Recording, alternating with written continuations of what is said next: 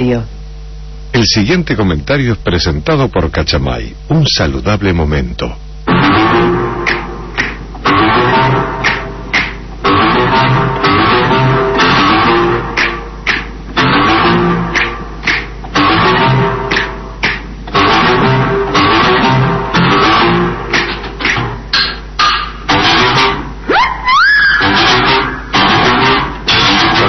La temperatura en Buenos Aires 27 grados 2 décimos. Bueno, el solo repaso de los elementos, de los hechos más significativos de estas horas en Argentina da cuenta del estado de cosas que vale la pena tener en cuenta para arrancar esta semana navideña en la Argentina. Empezando un poquito por el mundo, hay 3 imágenes internacionales que vale la pena tener en cuenta esta mañana. La primera es la de Chile, ¿no es cierto? Chile está en una transición entre el presidente Piñera que se va y la presidenta Bachelet que llega.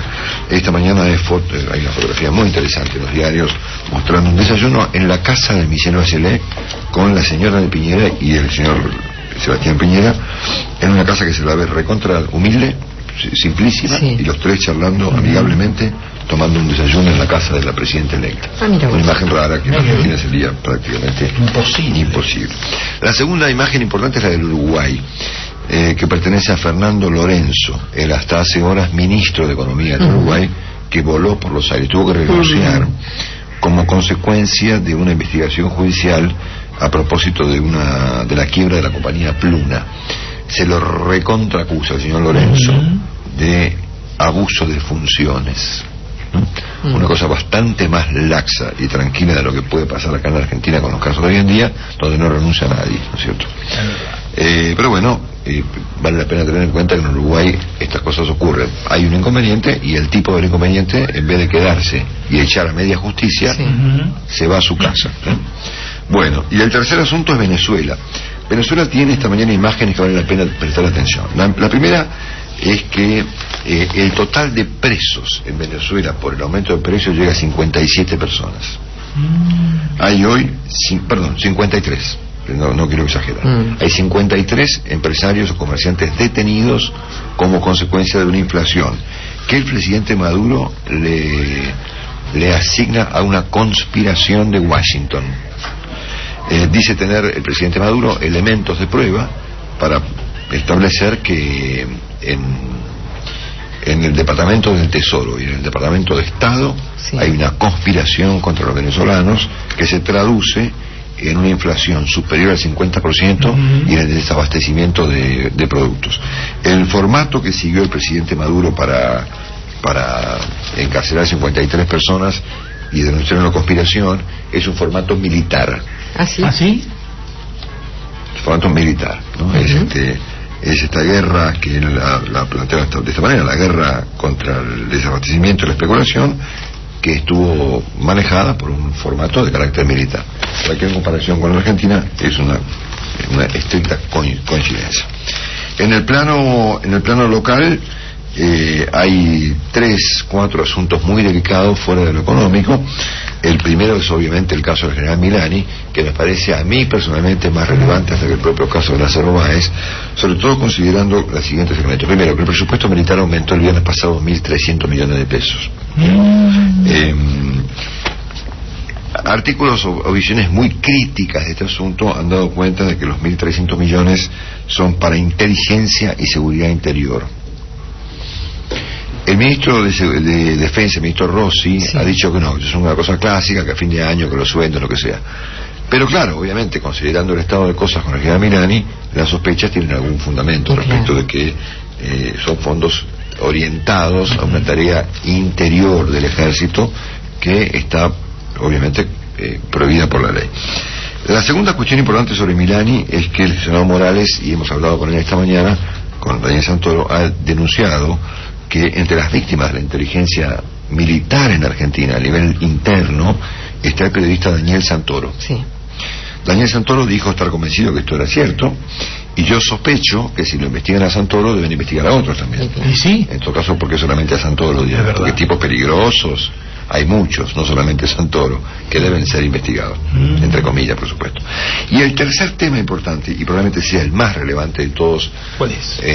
Los asuntos que giran en torno a la figura del general Milani, es esta idea de que hay algunos oficiales del ejército de rangos menores, mandos jóvenes y demás, según leo esta mañana en un artículo que firma Mariano de Beña en La Nación, están en desacuerdo con este proyecto de Milani de alinear al ejército detrás del gobierno en este contexto del ejército nacional y popular. Entonces, claro, una primera reacción es que uno debe preguntarse si vamos a un formato como antiguamente había en la Argentina, de un ejército oficialista y un opositor. Claro.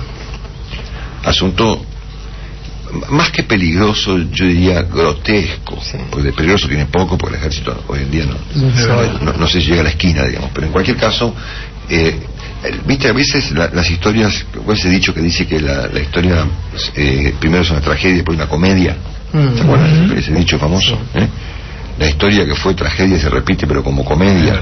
Esto parece medio una comedia más que una tragedia, porque obviamente no hay ninguna perspectiva de que esta, entre comillas, interna militar se traduzca en ninguna cosa importante. Pero da gracia, ¿no es cierto? ¿Sí? Volver a esta clase de cuestiones del pasado. Yo hacía mucho tiempo que no veía en Argentina títulos en los diarios relacionados a internas militares, ¿no es cierto? Pero bueno, veremos entonces si este formato del ejército se traduce y se convierte en una interna militar, o un ejército kirchnerista y un ejército anti-kirchnerista.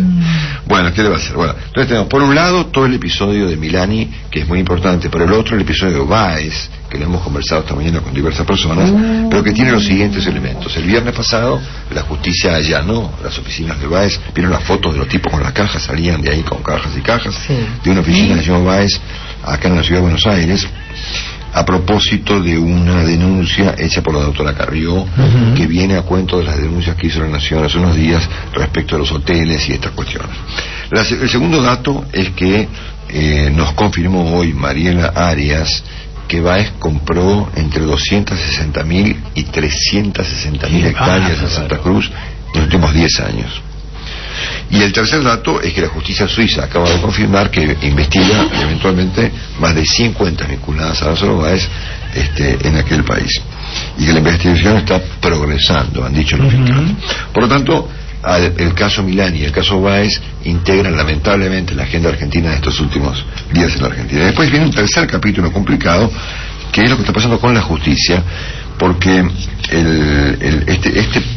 este apuro del gobierno por designar con jueces en diversos tribunales importantes da mucho que pensar, sobre todo por lo del apuro, ¿no? Hay como una velocidad para poner jueces afines y o amigos, hasta inclusive jueces que han sido en su momento abogados de funcionarios como Amado Bú y otros.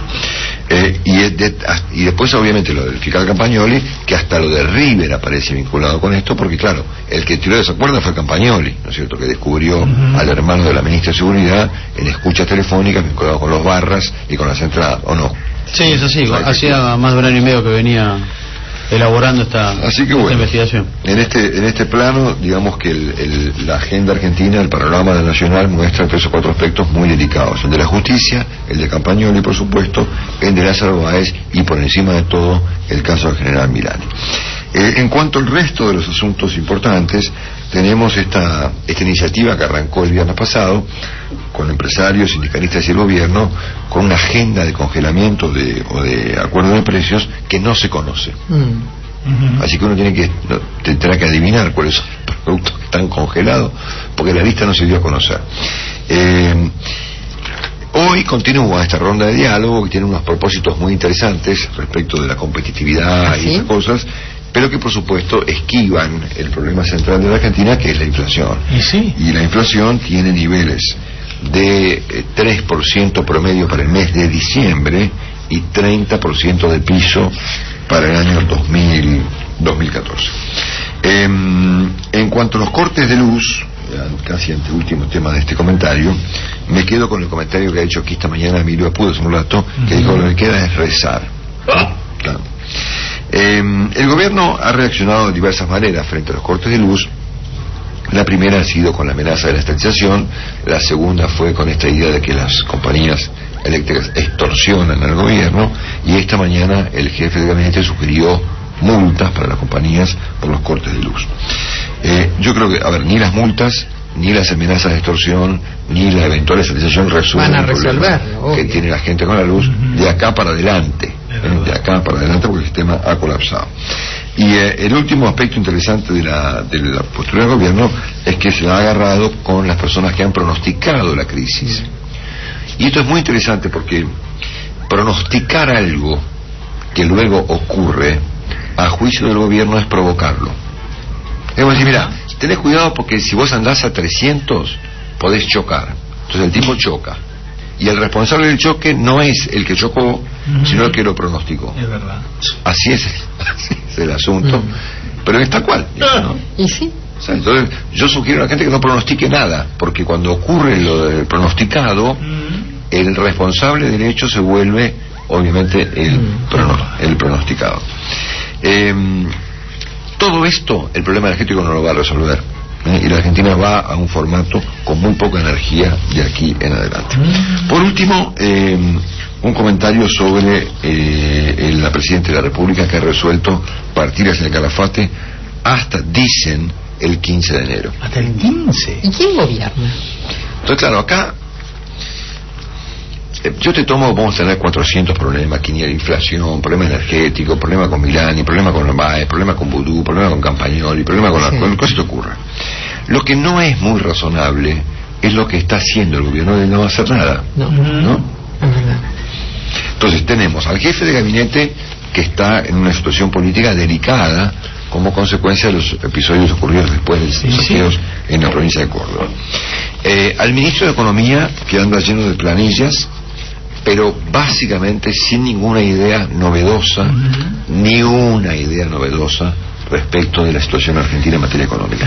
No le escuchamos digamos, a ver, yo esperaba de Axel Kicillof y de sus jóvenes acompañantes al menos una tormenta de ideas, aún equivocadas, ¿no es cierto?, o controvertidas, pero algo, Y la Presidenta de la República, que ha resuelto, bueno, que hasta que esto pase, porque como suponen que el calor pase y se pasa el corte y viene el verano. Después yo he llegado a escuchar lo siguiente el fin de semana. No, que bueno, que ahora vienen las vacaciones. Vienen las vacaciones, se va todo el mundo, afloja el tema energético, entonces la luz un poco que vuelve, afloja el calor, después viene el mundial y después vemos. Todos contentos. No pasa nada. Y después vemos. Entonces nos queda, como bien dijo el señor Emilio por recién, no solamente en el plano energético, sino en los demás, nos queda la alternativa de rezar, digamos, ¿no es cierto? Hemos probado con diversos procedimientos que no han funcionado, pero la alternativa de rezar, me encantó. Yo esta vuelta le tengo fe. Me encantó, todos a rezar. A rezar. Y con una vela. Exactamente, sí señor. Marcelo Longobardi está en Mitre, cada mañana. Al trote, trote, trote, trote, trotecito llegó. Necesito Cachamay. Cachamay te hace bien. Donde me digas voy, donde quieras estoy. Eres la única que mueve mis sentidos, por eso te quiero. Y eres mi adoración.